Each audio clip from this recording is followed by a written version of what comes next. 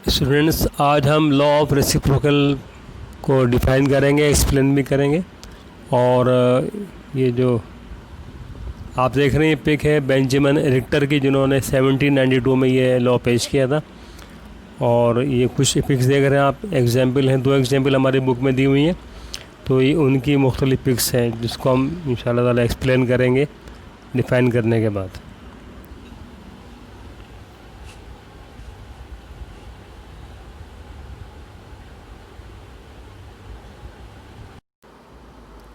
Student, आज हम law of reciprocal proportion को डिफ़ाइन करेंगे। आप जानते हैं कि ये लॉ है, ये लॉज ऑफ केमिकल कॉम्बिनेशन के 4 लॉ हमें पढ़ने थे। तो ये हम आज इसमें का आखिरी लॉ हम स्टडी करने जा रहे हैं। ये जो लॉ है ये 1792 में बेंजामिन रिक्टर ने इसको पेश किया। और इसके जो स्टेटमेंट है, डेफिनेशन है, उसको हम पढ़ लेते हैं ताकि फिर बाद में इसको हम एक्सप्लेन कर सकें। हमारी बुक में इसकी 2 एग्जाम्पल हैं, तो इंशाल्लाह ताला हम एग्जाम्पल की मदद से इसको एक्सप्लेन करते हैं। पहले स्टेटमेंट पढ़ लेते हैं। When 2 different elements separately combine with the fixed mass of the third element, the proportion in which they combine with one another shall be either in the same ratio और simple multiple of it. ये इसकी definition है और example की मदद से इसको हम एक्सप्लेन करते हैं। Students, law of reciprocal proportion की जो पहली एग्जाम्पल है उसको हम एग्जाम्पल को एक्सप्लेन करते हैं और इसी डेफिनेशन की मदद से एक्सप्लेन करेंगे। डेफिनेशन में लिखा हुआ है व्हेन 2 डिफरेंट एलिमेंट्स। तो ये 2 डिफरेंट एलिमेंट हैं, जब ये मिलते हैं combine, separately combine with the fix mass of the third element. तो ये दोनों एलिमेंट अलग अलग तौर पे, ये थर्ड जो हमारा एलिमेंट है हाइड्रोजन, उससे मिलते हैं और अलग अलग 2 कंपाउंड बनाते हैं।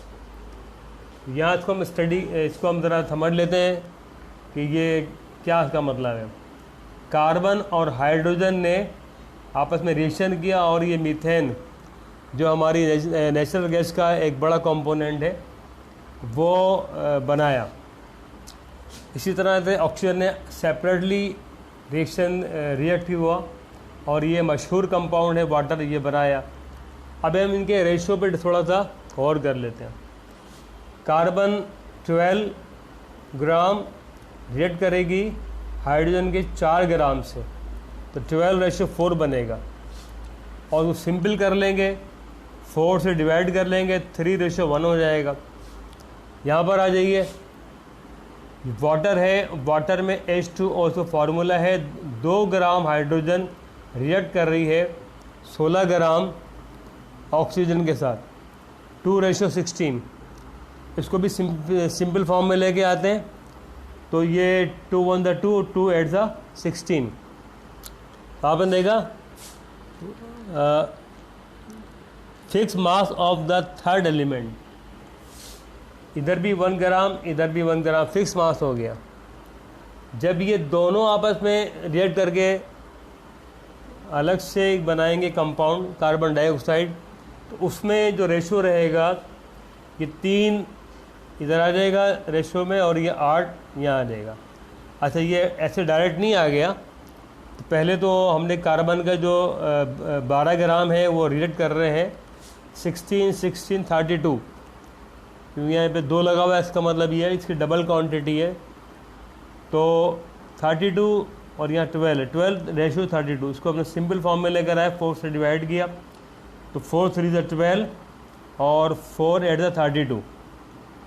तो आपने देखा तो यहाँ पे 3, वही जो यहाँ पे 3 था वही रेशियो यहाँ पर आ गया, और ये 8 था ऑक्सीजन का इसके साथ मिलते हुए। तो यहाँ पे 3:8 की सूरत में shall be either in the simple same ratio, तो सेम रेशियो में होगा या इसका मल्टीपल होगा। तो ये जो लॉ ऑफ रेसिप्रोकल है, इसकी फर्स्ट एग्जाम्पल को हमने यहाँ पे एक्सप्लेन किया। इसके बाद इंशाल्लाह हम दूसरी एग्जाम्पल को एक्सप्लेन करते हैं। हमारी बुक में जो दूसरी एग्जाम्पल दी हुई है उसको अब हम एक्सप्लेन करने जा रहे हैं। This is the example number 2 of law of reciprocal proportion.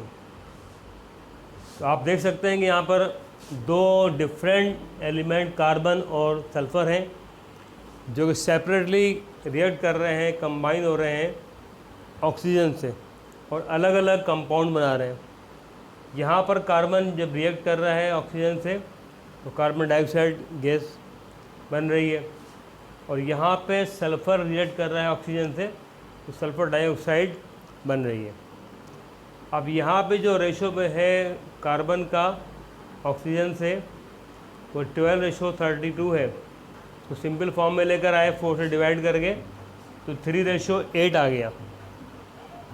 इसी तरह से यहाँ पर सल्फ़र डाइऑक्साइड वाले केस में देखिए आप 32:32 है, इसको भी 4 से डिवाइड किया और 8:8 आ गया। आप देखें यहाँ भी ऑक्सीजन जो है वो 8 के रेशो में है, वो आ गया 8 ग्राम। यहाँ पर भी ऑक्सीजन 8 के रेशो में, तो ये लिखा हुआ है with the fix mass of the third element. Now ये दो एलिमेंट कार्बन और सल्फ़र ये आपस में रिएक्ट करते हैं तो इनमें रेशो आता है 12:64। इसको भी सिंपल फॉर्म में लेके आते हैं तो 3 4 से डिवाइड करके आता है और 16 आता है 4 से डिवाइड करके, तो 3:16।